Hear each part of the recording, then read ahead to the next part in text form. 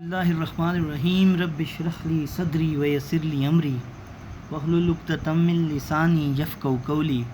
میں ہوں آپ کا اردو ٹیچر وقاص اعظم اور آپ کو Noor school and college Google classroom میں خوش آمدید کہتا ہوں۔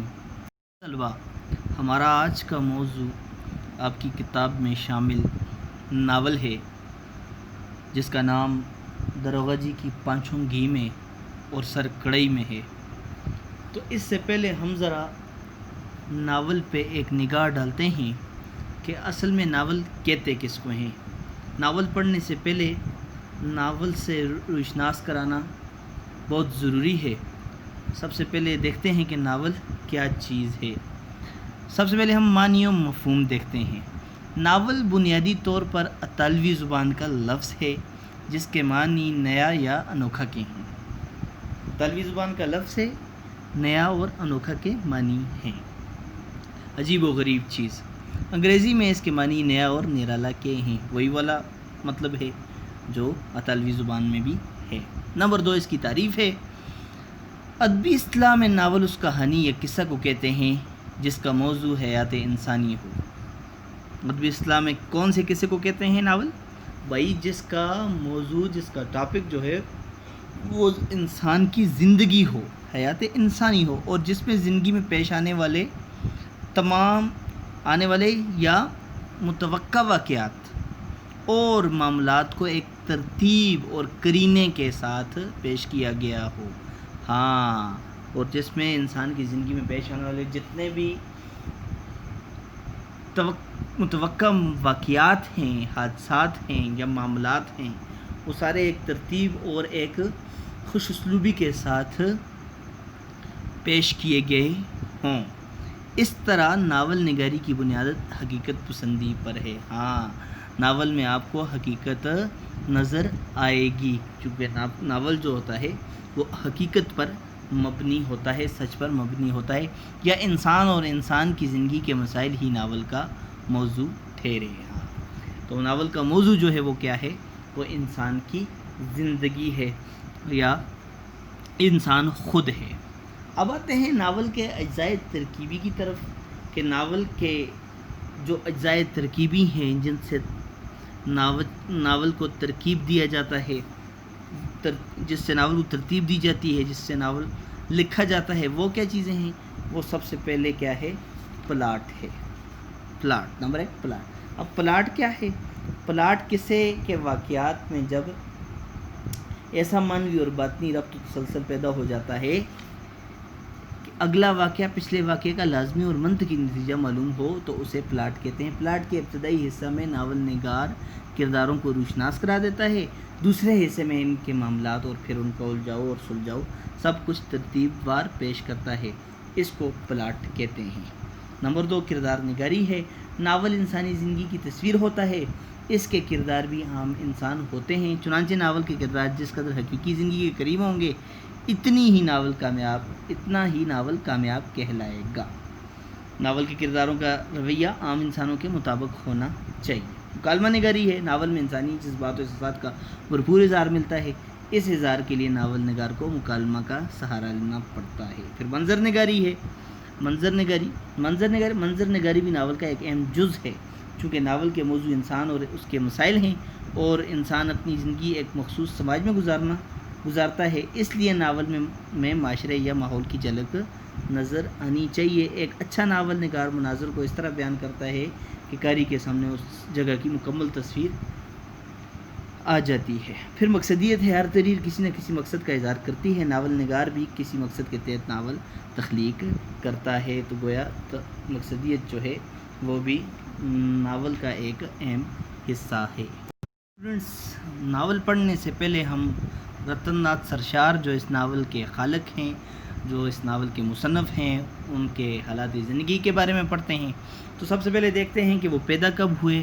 رتن ناتھ سرشار جو ہیں وہ 1846 میں پیدا ہوئے اور 1895 میں انہوں نے وفات پائی۔ 1846 میں پیدا ہوئے اور 1895 میں انہوں نے وفات پائی۔ پنڈت رتن ناتھ سرشار کا شمار اردو ادب کے ممتاز ادیبوں میں ہوتا ہے، یعنی کہ نامی گرامی ادیبوں میں ہوتا ہے، مشہور ادیبوں میں ہوتا ہے۔ ہاں، تو آپ نے خط کشیدہ گئے الفاظ کے معنی بھی لکھنے ہیں اور تلفظ کی ادائیگی پہ بھی غور کرنا ہے، اور ساتھ یہ بھی دیکھنا ہے کہ ایم سی کیوز کے حوالے سے کون سا سوال جو ہے وہ بہت زیادہ اہم ہے۔ وہ لکھنؤ میں پیدا ہوئے۔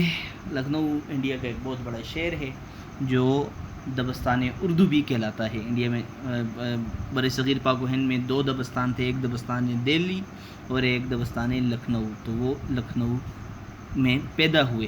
ابتدائی تعلیم حاصل کرنے کے بعد درس و تدریس سے وابستہ ہو گئے، پڑھنے اور پڑھانے سے وابستہ ہو گئے، جڑ گئے۔ تخلیق نگاری کا شوق، خیالات کو لکھنا کا شوق انہیں اخبارات اور رسائل کی طرف کھینچ لایا۔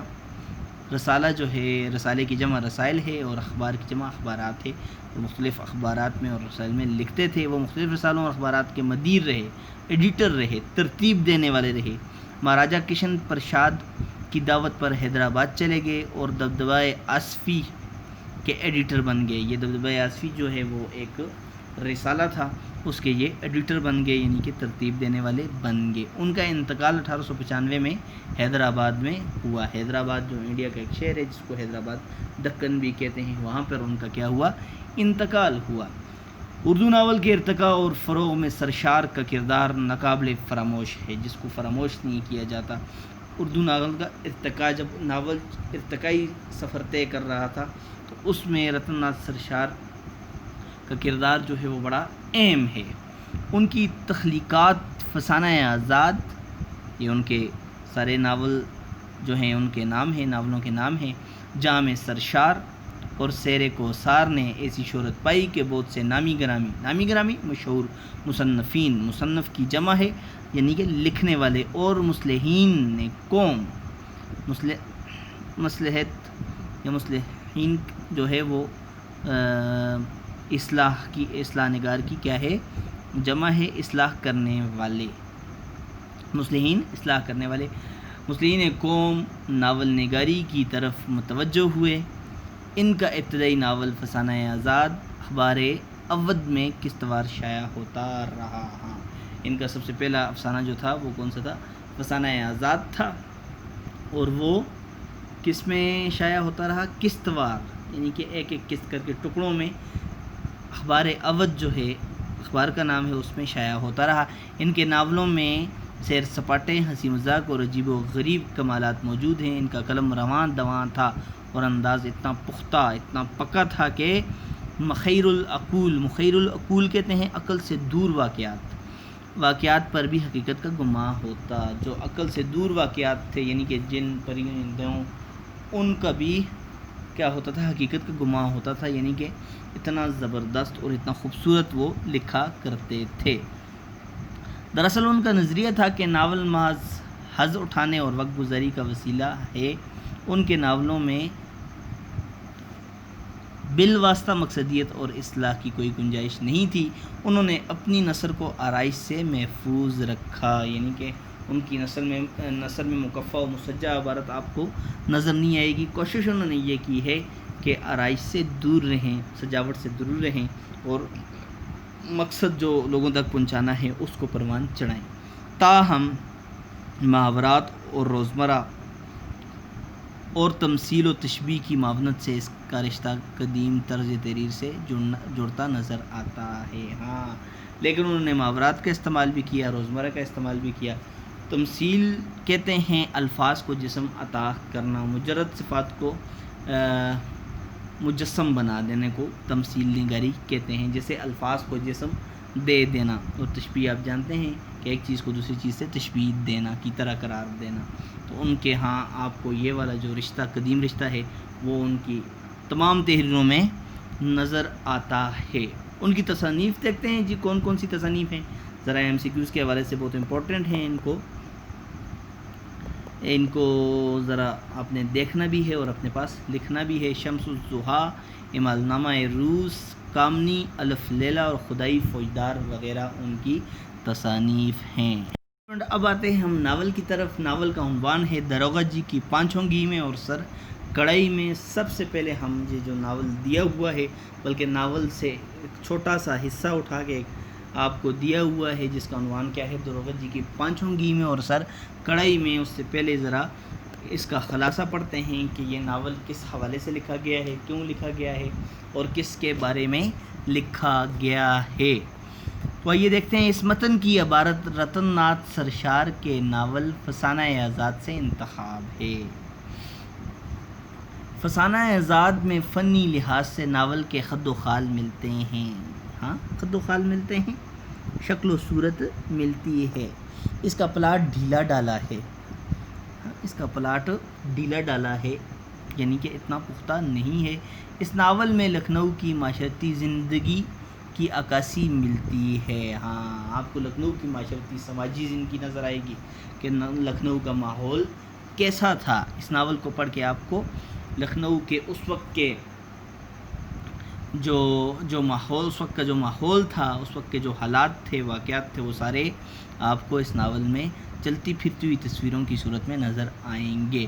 لکھنؤ کی معاشرت کو ہلکے پھلکے طنز و مزاح کے ذریعے سامنے لایا گیا ہے، جس میں قاری کی دلچسپی میں اضافہ ہوتا ہے۔ قاری کی دلچسپی، پڑھنے والے کی دلچسپی میں۔ والیان اودھ کی شاخرچیاں۔ ہاں، اودھ کی سرکار۔ اودھ ایک ریاست ہے ہندوستان میں، جس کے اندر، اس ریاست کے اندر مختلف شہر تھے، اور مختلف شہروں سے وہ ایک ریاست وجود میں آئی ہوئی تھی۔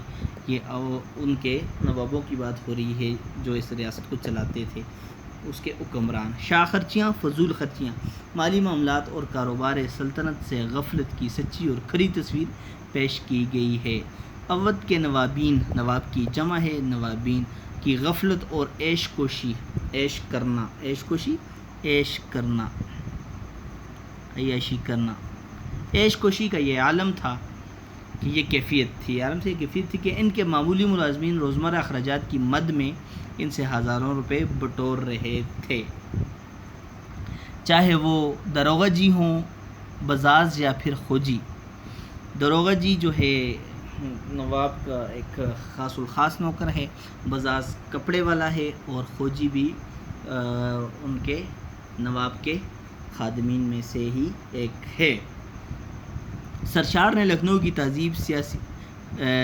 تہذیبی، سیاسی اور اخلاقی شکست و ریخت کہتے ہیں فتح کو، شکست و ریخت کو بڑی باریکی اور تفصیل کے ساتھ فسانہ آزاد کا حصہ بنایا ہے۔ زیر نظر اقتباس میں بھی لکھنؤ کے زمانے میں لکھنؤ کے زمانے میں نوابان کے طرز زندگی،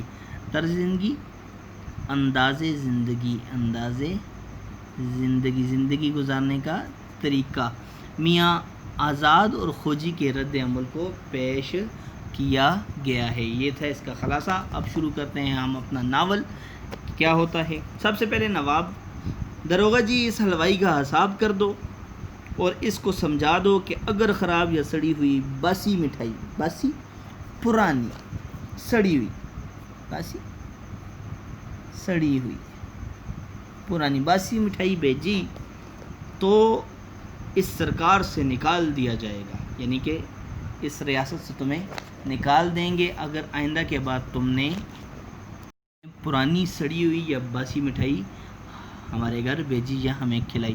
پرسوں برفی خراب بھیجی تھی، گھر میں شکایت کرتی تھی۔ ہاں، تم نے جو برفی تمہاری بیکری میں بنتی ہے وہ بڑی خراب تھی، گھر کی عورتیں جو ہیں شکایت کرتی تھی، یعنی کہ گھر کی عورتیں کیا کر رہی تھی، شکایت کرتی تھی۔ اب داروغہ کا سنیے جی۔ داروغہ: سنتے ہو جی، شیودین اس حلوائی کا نام ہے۔ دیکھو سرکار کیا فرماتے ہیں، خبردار جو گلی سڑی مٹھائی بھیجی تو تم جانو گے، اب تم نے نمک حرامی پر کمر باندھی ہے، کھڑے کھڑے نکال دیے جاؤ گے۔ ہاں، بس کہہ دیا ہے تم سے، تمہارے بھائی بند سینکڑوں در چوم کے مٹھائی دیں گے مگر تم راندے ہی جاؤ گے۔ ہاں، تو کیا کہتا ہے، اوپر سے کہتا ہے، بھائی شیودین سنو، نواب صاحب کہہ رہے ہیں کہ اگر اس کے بعد مٹھائی اچھی نہ دی تو کیا ہوگا، تو اس ریاست سے نکال دیے جاؤ گے اور تم جیسے اور بھی تمہارے بھائی بند، تم جیسے اور بھی سینکڑوں کے حساب سے لوگ ہیں جو ہمیں مٹھائی دینا چاہتے ہیں. وہ چاہتے ہیں کہ نواب جو ہیں وہ ان کی بیکری سے مٹھائی لیں، اور تم راندے جاؤ گے، دتکارے جاؤ گے. دتکارنا راندے جانا، دتکارنا.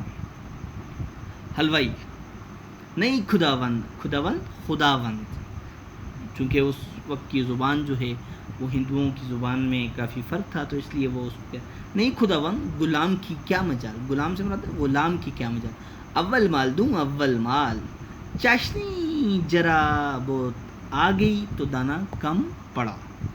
ہاں تو وہ کہتا ہے کہ نہیں خداوند، میں آپ کا غلام ہوں، میری کیا مجال ہے کہ میں آپ کو باسی اور سڑی ہوئی مٹھائی دوں. ذرا چاشنی جو ہے، مٹھاس جو ہے، چاشنی کہتے ہیں مٹھاس کو، ذرا بہت آ گئی تھی تو دانا کم پڑا. تو اس میں مٹھائی آپ کو پرانی لگ رہی ہے. ملائم نہ رہی کڑی ہوگی، یعنی کہ اس وجہ سے اس میں میٹھا زیادہ ہو گیا تھا، وہ ملائم نہیں رہی، سخت ہو گئی ہے، وہ باسی نہیں تھی. یعنی کہ وہ اپنی کیا دے رہا ہے جی، صفائی دے رہا ہے. اس کی ایکسپلینیشن کال ہوئی ہے تو وہ اپنی صفائی دے رہا ہے. چاشنی کی گولی دیر میں دیکھی نہیں تو یہی دکان کی برفی تو شہر بھر میں مشہور ہے.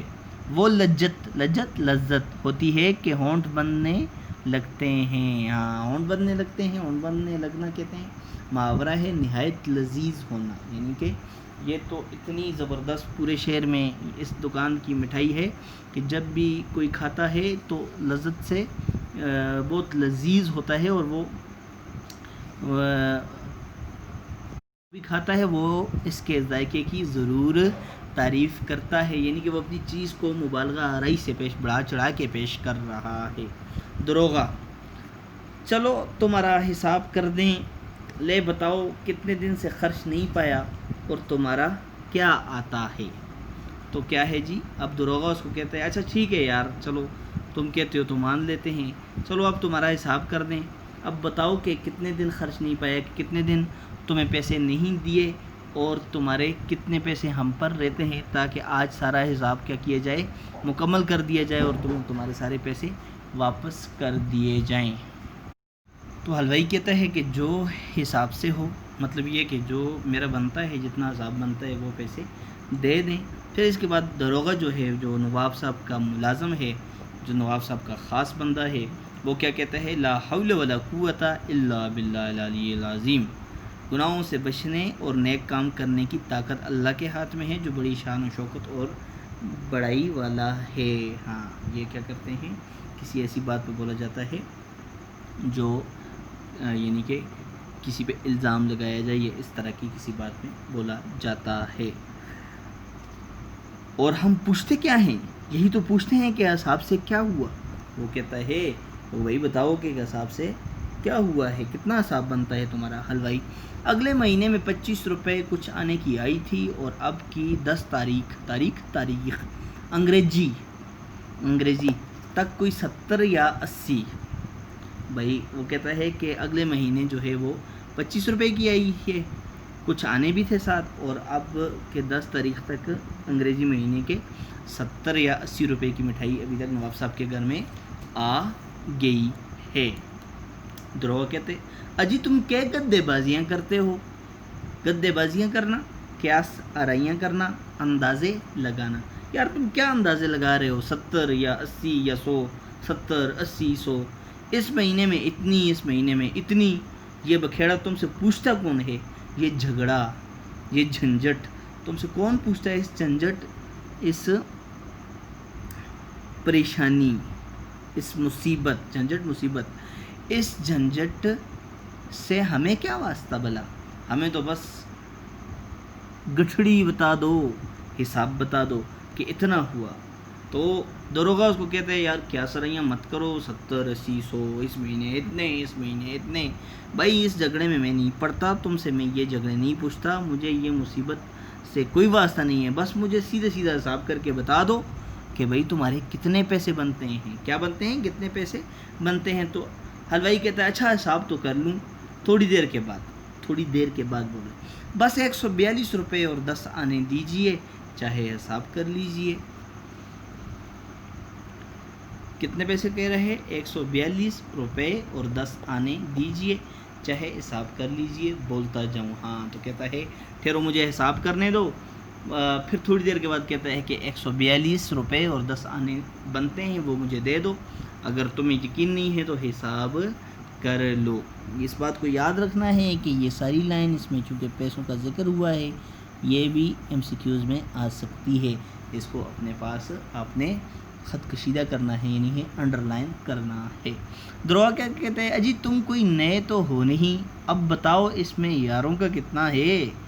سچ بولنا لالا, پیٹھ ٹھوک کر, ہاں شاباش دے کر, شاباش دے کر. آؤ وارے نیارے ہوں کیوں ہے نا. تو ابھی دروگا کیا کہہ رہا ہے کہ یار تم کوئی نئے تو نہیں آئے, ہمیشہ مٹھائی تم ہی دیتے ہو, اب یہ بتاؤ کہ ہمارا اس میں سے کتنا حصہ نکلتا ہے. یعنی کہ اب تم کتنی بنانے والے ہو بل تاکہ اس میں کچھ ہمارا حصہ بھی ہو اور تمہیں بھی پیسے مل جائیں اور کچھ ہمیں بھی مل جائے اور مل کے مزے کریں گے. وارے نیارے ہونا, مل کے مزے کرنا. کیوں ہے نا. پھر آگے کہہ رہے کیوں, کیا خیال ہے, میں ٹھیک کہہ رہا ہوں. دروغا حلوائی سے کہہ رہا ہے, کیا کہہ رہا ہے, کیوں کچھ بل جو ہے وہ زیادہ بنا دو جس میں سے میں بھی کچھ پیسے رکھ لوں. حلوائی بس 100 ہم کا دے دیو, 42 تم لے لو. سیدھا میں تو یہ جانتا ہوں. تو پھر آگے سے حلوائی کہتا ہے یار 142 بنتا ہے, تم ایسا کرو 100 مجھے دے دو اور 42 سارے تم لے لو. بس میں تو یہی میری سمجھ میں تو یہی آتا ہے. دروغا اچھا منظور, مگر 42 کے 52 کرو. ہاں دروغا جو ہے وہ نواب صاحب کا ملازم ضرور ہے لیکن ایک دھوکے باز اور مکار شخص ہے اور ایک چور اور غدار غلام ہے یا نوکر ہے جو نواب صاحب کی پیٹھ پیچھے پیسوں میں غفلہ کرتا ہے اور چوری کا مرتکب ہوتا ہے. یعنی کہ وہ سچائی کی آڑ میں بے ایمانی کر رہا ہے. دروغا اس کو کہتا ہے کہ بھائی چھوڑو 142 کو, تم ایسا کرو 152 کا بل بناؤ اور وہ لو.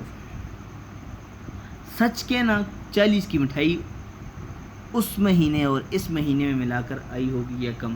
تو پھر اس کو کہتا ہے کیا خیال ہے, یہ 2 مہینے کی مٹھائی جو ہے اس مہینے اور اس مہینے دونوں کی ملا کر 40 کی آئی ہوگی یا اس سے بھی کم آئی ہوگی. حلوائی کیا کہتا ہے آگے, حلوائی کہتا ہے اجی حجور ارے حضور.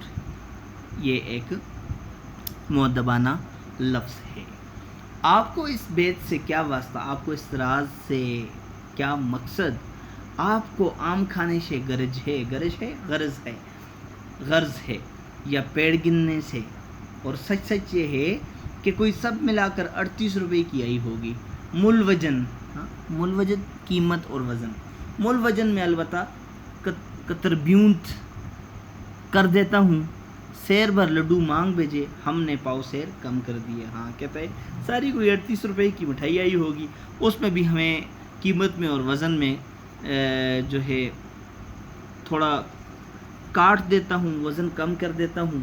اور پھر کسی نے اگر 1 کلو لڈو مانگے ہیں تو ہم اس میں سے پاؤ کم کر کے اس کو بیچ دیتے ہیں کلو کی قیمت میں. یعنی کہ یہ بھی دھوکے باز ہیں, دھوکہ کر رہے ہیں.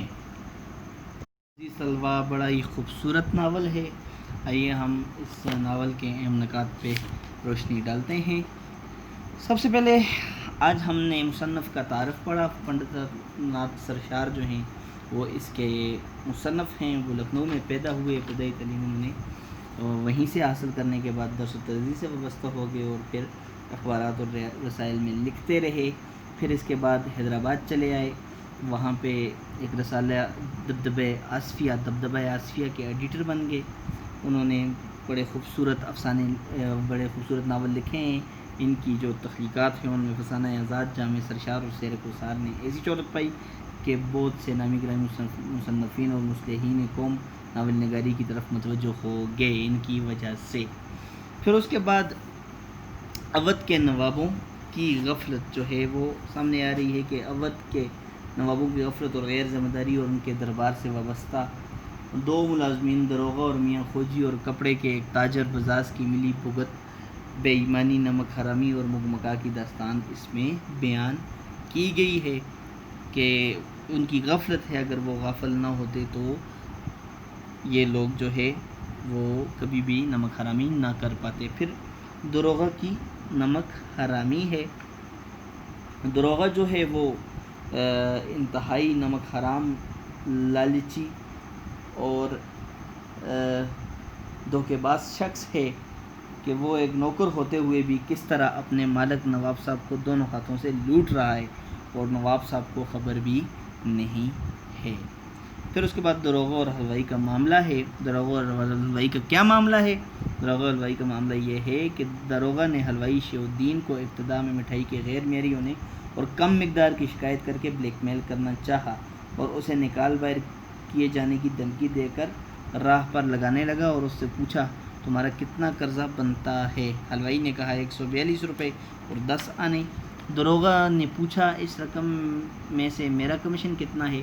حلوائی نے جواب دیا 100 ہم کو دے دو، 42 تم لے لو۔ داروغہ نے کہا اچھا منظور ہے، مگر تم 42 کو 52 کر دو، 100 تمہارے اور 52 ہمارے ہو جائیں گے۔ اس طرح یہ معاملہ طے ہو گیا۔ جس مٹھائی کی اصل قیمت 38 روپے تھی اس کا 4 گنا بل 152 روپے ادا کیا گیا۔ یہ آج کا ہمارا سبق تھا، انشاءاللہ باقی جو ہے ہم اس اگلے لیکچر میں پڑھیں گے۔ آپ کا ہوم ورک یہ ہے کہ آپ نے جو یہ میں نے 10 MCQs بھی بنانے ہیں اور یہ جو اہم نکات ہیں 4 اہم نکات ہیں یہ لکھ کر مجھے بھیجنے ہیں، جو میں چیک کر کے آپ کو ریٹرن کروں گا۔ اگر کسی چیز کی سمجھ نہیں آئی تو نیچے کمنٹ میں اپنے رائے کا اظہار کر سکتے ہیں آپ۔ اللہ تعالیٰ آپ کا حامی و ناصر ہو۔ اللہ حافظ۔